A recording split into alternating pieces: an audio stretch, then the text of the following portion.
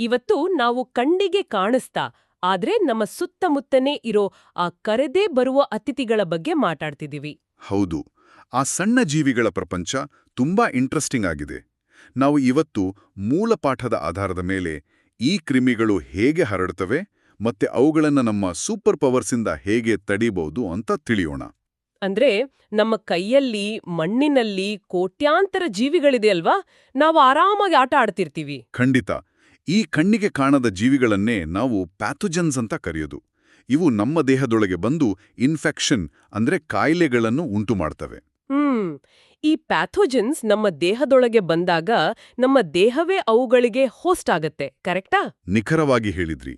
ಆ ಹೋಸ್ಟ್ ಅಂದ್ರೆ ಕೇವಲ ಮನೆ ಅಲ್ಲ. ಈ ಕಳ್ಳರು ನಮ್ಮ ದೇಹದೊಳಗೆ ನುಗ್ಗಿ ನಮ್ಮ ಮನೆಯನ್ನೇ ತಮ್ಮ ಸಂಖ್ಯೆ ಹೆಚ್ಚಿಸುವ ಒಂದು ದೊಡ್ಡ ಫ್ಯಾಕ್ಟರಿ ತರ ಮಾಡ್ಕೊಳ್ತಾರೆ. ಓಹೋ, ಫ್ಯಾಕ್ಟರಿ! ಈ ಕಳ್ಳರಲ್ಲಿ ಎಷ್ಟು ಗುಂಪುಗಳಿವೆ? ಇದರಲ್ಲಿ ಮುಖ್ಯವಾಗಿ 4 ಗುಂಪುಗಳಿವೆ. ಮೊದಲನೇದು ಬ್ಯಾಕ್ಟೀರಿಯಾ. ಬ್ಯಾಕ್ಟೀರಿಯಾ ಅಂದ್ರೆ ಟೈಫಾಯ್ಡ್ ಮತ್ತು ಟ್ಯೂಬರ್ಕುಲೋಸಿಸ್ ತರುವ ಕ್ರಿಮಿಗಳಲ್ವಾ? ಕರೆಕ್ಟ್. ಇನ್ನು ಎರಡನೆಯದು ವೈರಸ್. ಇವು ಬ್ಯಾಕ್ಟೀರಿಯಾಗಿಂತಲೂ ತುಂಬಾ ಚಿಕ್ಕವು. ನಮಗೆ ಕಾಮನ್ ಕೋಲ್ಡ್ ಮತ್ತೆ ಚಿಕನ್ ಪಾಕ್ಸ್ ಬರೋದು ಇವುಗಳಿಂದಲೇ. ಅರೆ, ಹಾಗಾದ್ರೆ ಇನ್ನು 2 ಗುಂಪುಗಳು ಯಾವುವು? ಮೂರನೇದು ಪ್ರೋಟೋಜೋआ. ಮಣ್ಣು ಅಥವಾ ನೀರಿನಲ್ಲಿರುತ್ತೆ. ಇದರಿಂದಲೇ ಮಲೇರಿಯಾ ಬರೋದು.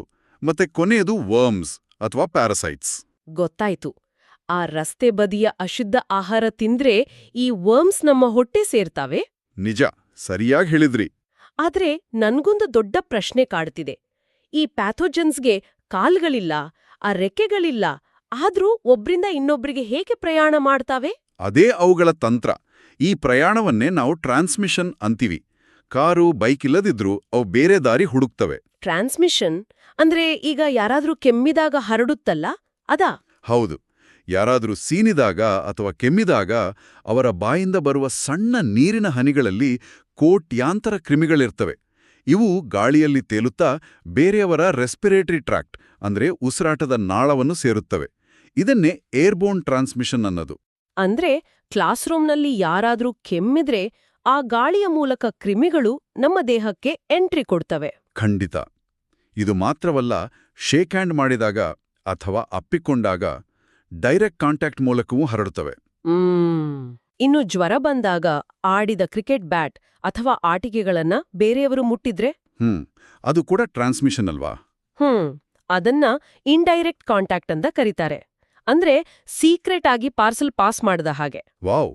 ಮತ್ತೆ ಆ ಕೊಳಿಯಾದ ನೀರು ಅಥವಾ ಆಹಾರದ ಕಥೆಯೇನು?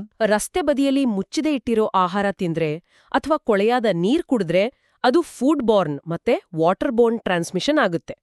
ಇದರಿಂದ ಕಾಲರನಂತಹ ಕಾಯಿಲೆಗಳು ಬರ್ತವೆ. ಓಹೋ! ಗಾಳಿ, ನೀರು, ಆಟಿಕೆಗಳ ಮೂಲಕ ಬರುವುದು ಅರ್ಥವಾಯಿತು. ಅದೇ ಕೆಲವು ಬಾರಿ ಈ ಕ್ರಿಮಿಗಳು ತಾವೇ ಹೋಗೋದಿಲ್ಲ, ಬೇರೆ ಜೀವಿಗಳ ಮೂಲಕ ಟ್ಯಾಕ್ಸಿ ಹಿಡಿದುಕೊಂಡು ಬರ್ತವೆ ಅಂತ ಓದಿದ್ದೆ. ಕರೆಕ್ಟ್. ಈ ಪುಟ್ಟ ಟ್ಯಾಕ್ಸಿಗಳನ್ನೇ ವೆಕ್ಟರ್ಸ್ ಅಂತ ಕರೆಯೋದು. ಸಳ್ಳೆಗಳು ಮತ್ತು ನೊಣಗಳು ಇದಕ್ಕೆ ಬೆಸ್ಟ್ ಉದಾಹರಣೆ. ಸಳ್ಳೆಗಳು ಮಲೇರಿಯಾ ಮತ್ತೆ ಡೆಂಗಿ ತರುವ ಅತಿದೊಡ್ಡ ವೆಕ್ಟರ್ಸ್ ಇವೆ ಅಲ್ವಾ? ಹೌದು.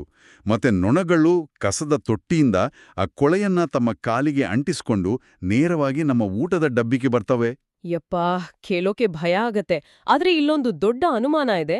ಸೊಳ್ಳೆಗಳು ಮಲೇರಿಯಾ ಕಾಯಿಲೆಯ ಪ್ಯಾಥೋಜನ್ಸ್ ಅನ್ನ ಹೊತ್ತು ತರ್ತವೆ ತಾನೆ? ತರ್ತವೆ.